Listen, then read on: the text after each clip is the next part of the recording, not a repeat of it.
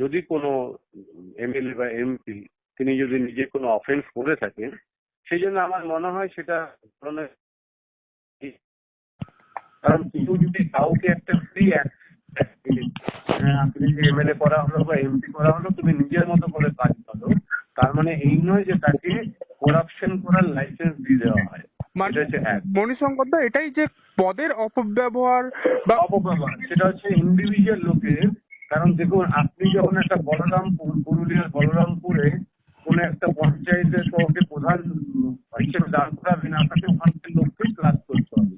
ফলে একটা এত বড় রাজ্য, এতগুলো জেলা, এতগুলো সিট, সেখানে মিউনিসিপ্যালিটি আছে, কর্পোরেশন আছে, পঞ্চায়েত আছে, এমএলএ আছে, এমপি আছে, স্ট্যাটুটরি বডিগুলো আছে, সব জায়গাতে আপনাকে লোককে ক্লাস করতেই হবে। তারা যদি নিজের পদটাকে অপব্যবহার করে, সেজন্য তো সবসময় যে দল দায়ী তাও না, কিন্তু দলের একটা দেখা উচিত যে বেশ কিছুদিন ধরে যখন অভিযোগগুলো আসছে, সেক্ষেত্রে একটা লাগাম টানাটা উচিত ছিল। হ্যাঁ, দুই হচ্ছে, আমি যেটা বলবো যে প্রতিদিন আমরা এত লোককে অ্যারেস্ট হতে দেখছি, সেগুলো কিন্তু আমার ব্যক্তিগতভাবে কোনো খারাপ লাগছে না, কারণ সেগুলো যদি অপকর্ম করে তার জেলটাই হচ্ছে অ্যাপ্রোপ্রিয়েট প্লেস। কিন্তু আজকে যে জুডিশিয়ারির অবস্থা, প্রত্যেকটা কোর্টে যান আপনি, 50% জাজ সাহেবরা ভেকেন্ট, তাহলে মামলাগুলো কোথায় হবে? তাহলে এই লোকগুলোই তো, যেখানে জজ নেই, যেখানে এভিডেন্স হবে না, এইগুলোর অভাবে তারা ছাড়া পেয়ে যাবে।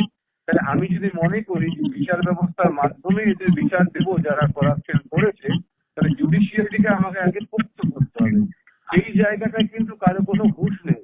আর নিজেদের মতো করে কাজ করছে, আমরা খুশি। তাহলে পুলিশ যদি সত্যি সত্যি নিরপেক্ষ হিসেবে কাজ আজকে করে থাকে, এটা অনেক দিনের দাবি পুলিশ মহলে, তাদেরকে একটা স্বশাসিত একটা সংস্থা করে দেওয়া। তারা নিজেদের মতো, যখন ইলেকশন কমিশনার কাজ করবে, তারা নিজেদের মতো করে কাজ করবে। এটা কিন্তু করে না। ফলে আজকের দিনে দাঁড়িয়ে মনে হচ্ছে বিজেপি নিরপেক্ষ হিসেবে কাজ করছে, কিন্তু কালকে যখন বিজেপির অন্যায় করবেন, এই পুলিশরাই তখন কাজ করবে না।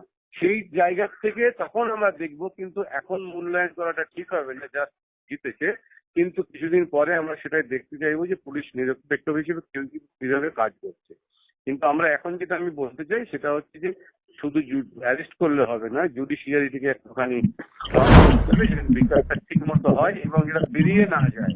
ফলে এই যেমন দেখছেন প্রতিদিন অ্যারেস্ট হচ্ছে, সেখান দেখবো প্রতিদিন লোক জামিন পেয়ে বাড়িতে চলে আসছে, সেটা কিন্তু একটা হাস্যকর নয়। মানে মণিশঙ্কর দা, আপনার কথা এটাই স্পষ্ট যে যদি কেউ কোনো পদের অপব্যবহার করে এতদিন কোনো বেআইনি এবং বিভিন্ন আর্থিক দুর্নীতি মামলায় জড়িয়ে থাকে বা বিভিন্ন অপকর্ম কাজ করে থাকে, তাহলে তাকে আইনের আওতায় এনে যথোপযুক্ত কঠোর ব্যবস্থা নেওয়ার কথা আপনি বলছেন।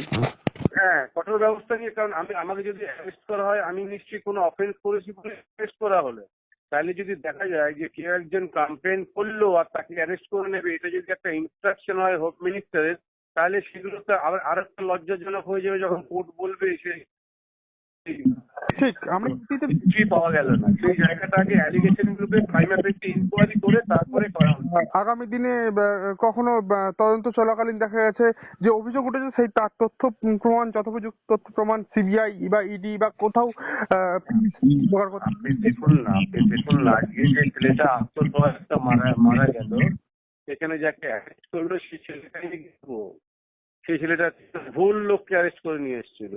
তার মানে কি এইরকম যদি হয়, এটা তো হাস্যকর ব্যাপার আমাদের কাছে, যে ভুল লোককে অ্যারেস্ট করে নিয়ে এসে। আইন কি বলছে যে হাজার হাজার দোষী যদি ছাড়াও পেয়ে যায়, একজন নির্দোষ যেন শাস্তি না পায়। তাহলে সেই ভুল লোকটাকে অ্যারেস্ট করে নিয়ে এসেছিল, পরবর্তীকালে ছেড়ে দিল, এটা তো হাস্যকর ব্যাপার।